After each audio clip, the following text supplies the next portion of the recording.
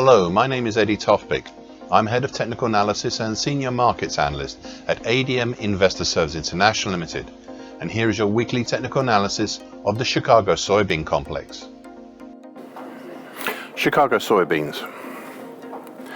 The major recent feature here on this daily chart was the gapping changeover action in mid-May. What it did was accelerate a move down, one that had been codified by the weekly key reversal down made in the second week of May. The changeover gap action took out the previously highlighted congestion at 1378, a congestion that had been evident late last year, as well as March this year. This is now resistance. The move down also highlighted the March to date action as being a bearish halfway hesitation. Interestingly, the gap lower punched right down through the potential target for this pattern, which would have been in the 1350 area. Then last week, prices made the momentous move. Not the obvious one of punching and closing below the middle tine of the redrawn and more acutely bearish March to April bearish Andrews pitchfork, currently at 1291, which is highlighted in dark blue on my daily chart.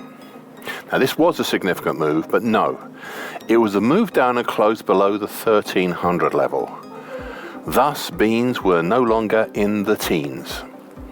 Last week also saw the move lower punch down through and close below the 50% Fibonacci line of the April 2020 to February 22 move at 1289, as if it wasn't there, even there. This had been the first support of note below the middle tine. Prices then proceeded to take out the 50% Fibonacci line of the May 2019 to February 2022 move at 1275, as if it also wasn't there, only halting ahead of the late last year congestion support at 1243. We now have the December 2021 low at 1223 below, before the descending lower time, currently at 1196. This brings me to my comments from 10 weeks ago, when I addressed some possible answers on what could be next by looking at the longer term charts, and I quote, "The possibility that we now have a February 2021 to date bear flag, this has set up the opportunity. It would very much depend on two factors. Will the market halt at the congestion at 1378 that had formed the lower trend line of the descending triangle from late last year?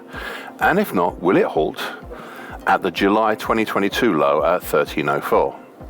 If the answer is no to both, then we may well have a bear flag formation with potential down as far as the 1120 zone. Quite a big move, if it does come about." End of quote. Well, despite earlier indications of a reluctance to move lower, things have turned and have, until this week, been on the way down. So what longer-term roadblocks lie in the way? Or should I say, what ones still lie in the way? Well, we can see to begin with that this week, the 50% Fibonacci line at 1275 may be starting to act as a cap on the market. It is early as yet, but it is showing signs of that.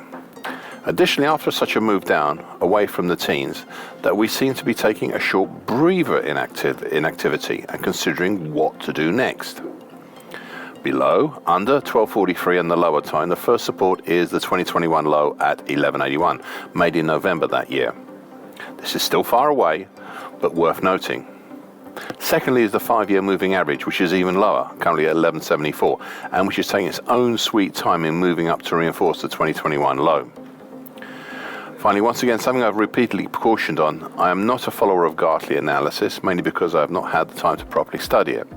However, I'm minded to look at the action from July 2022 to date as having elements of a possible Gartley butterfly pattern, though I suspect that may now be retired, or a retired pattern, due to the move lower that we've seen in May. Chicago soybean meal. I feel obliged once more to start this commentary, again noting the monthly key reversal down made here in March. Now, I'm sorry, I know I've been repeating myself here once again, but the situation deserves repetition.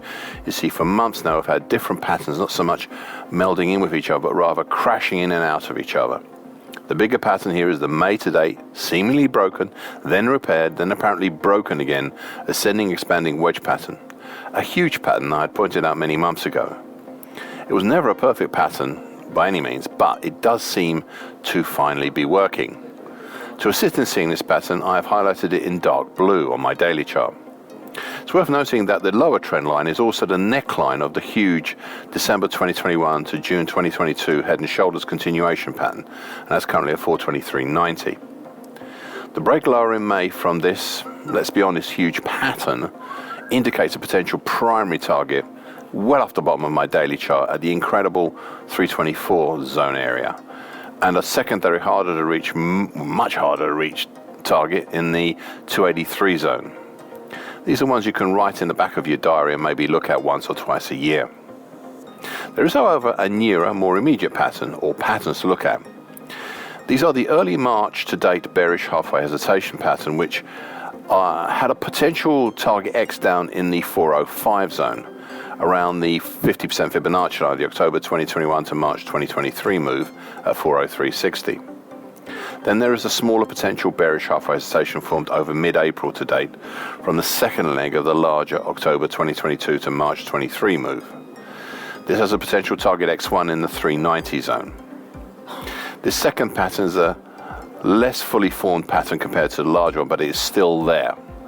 Suffice it to say that target X at 405 was reached last Friday, and prices have continued lower towards target X1 in the 390 zone.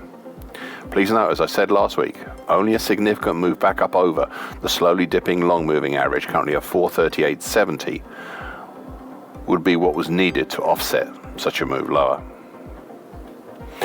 Chicago soybean oil. A pattern which I highlighted some while ago has come back into prominence. It is the late November 2022 to date descending wedge pattern. This is highlighted in purple on my daily chart, and is currently between 51.70 to 46.74.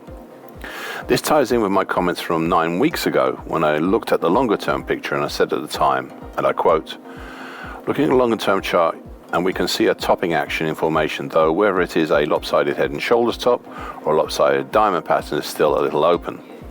What we can see is that the 51.10 to 51.20 area is key because of the low from December 2021. Below that, we seem to have a fairly free area until the 50% absolute Fibonacci line at 43.82, end of quote. Thus it seemed then, and still seems, as if we are in a bearish trajectory, and ties in with the late November 2022 to date descending wedge pattern. Whilst looking at the longer term pattern, I again noted the last of the moving averages still below, and that's the rising 5-year moving average, currently at 45.60, just ahead of the 50% Fibonacci, absolute Fibonacci line. So overall, we still have the same pattern until this pattern is broken, and by that I mean properly broken, not breached or dinged or some such. Until it's properly broken, we'll continue to show the overall bearish, larger angle of attack of this market. Thank you for listening. This weekly broadcast gives the essential market patterns and consequences. Please be aware of the risk disclaimer posted both at the front and the back of this broadcast. Copyright is Eddie Tofpik and ADM Investor Services International Limited. And here comes the final important bit.